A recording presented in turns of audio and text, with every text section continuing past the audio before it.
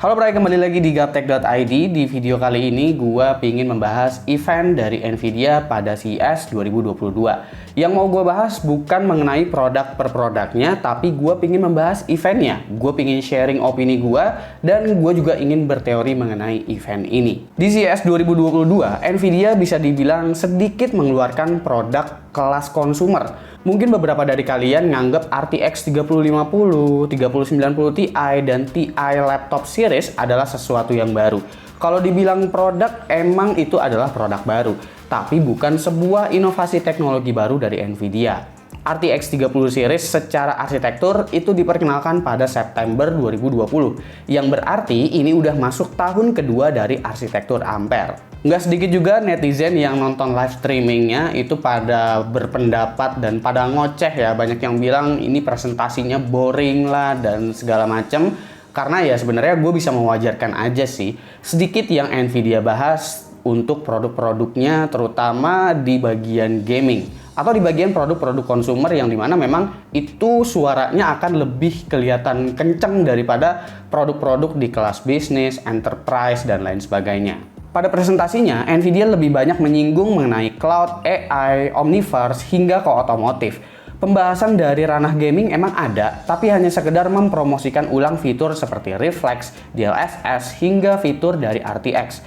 Pertanyaannya, kenapa Nvidia di sini cenderung fokus membahas teknologi di luar produk konsumer?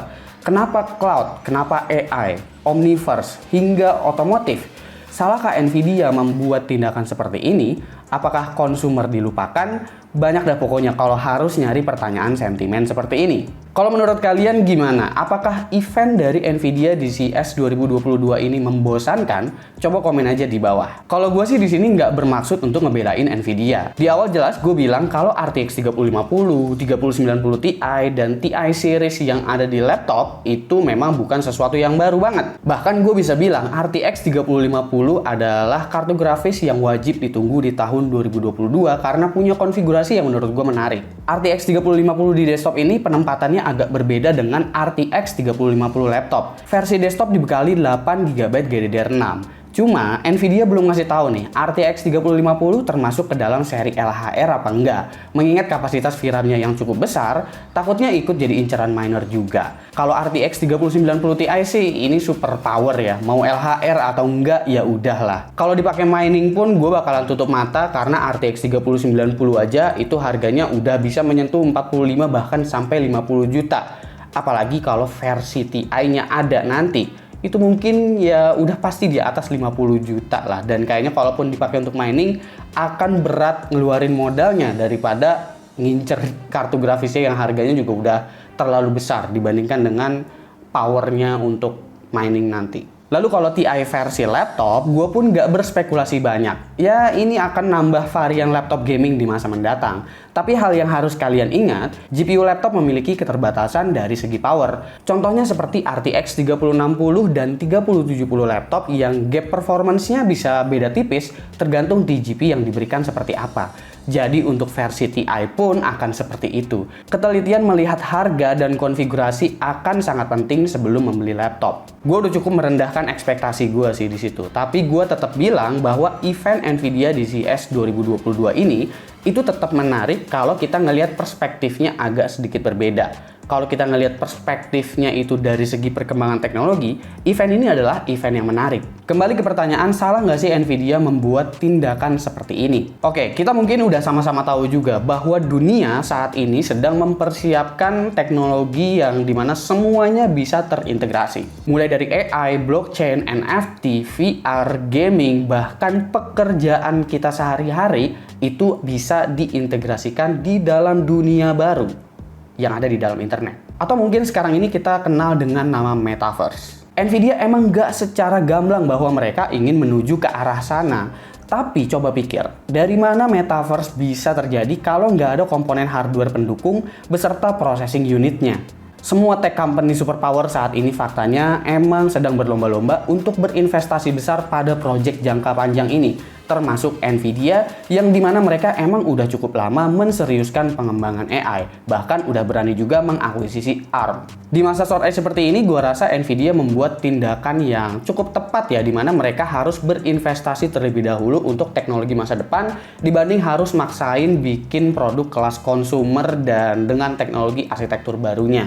Coba bayangin aja ya, udah short edge, abis itu harus bikin arsitektur baru, harus bikin produk baru. Sementara ya kondisinya sekarang lagi seperti ini, gue rasa ya gue kalau jadi Nvidia juga lebih baik berinvestasi dulu di tempat lain.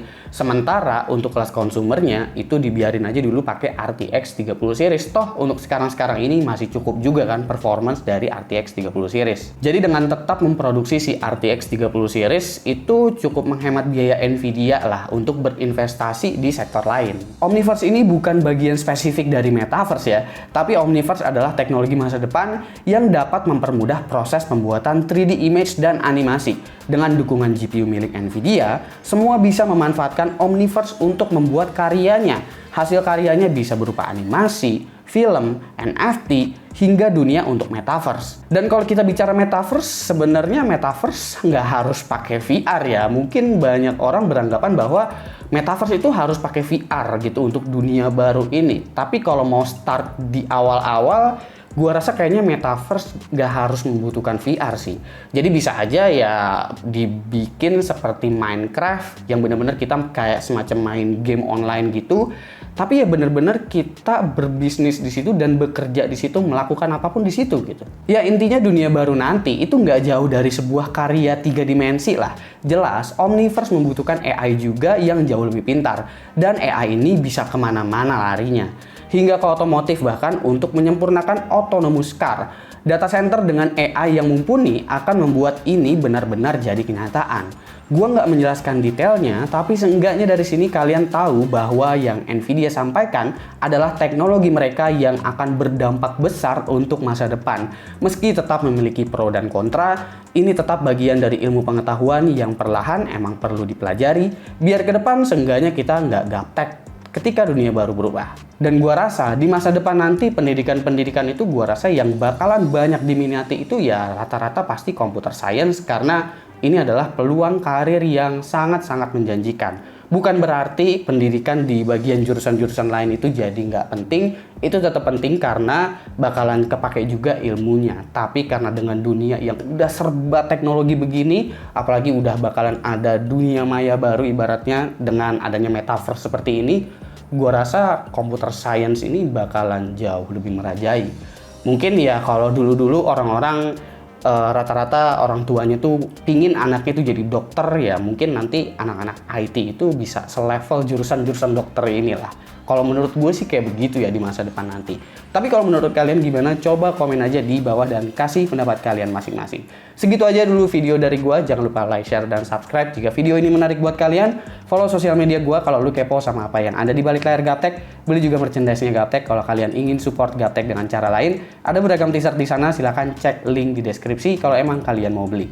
Gue Suki dan seperti biasa sampai jumpa di lain kesempatan.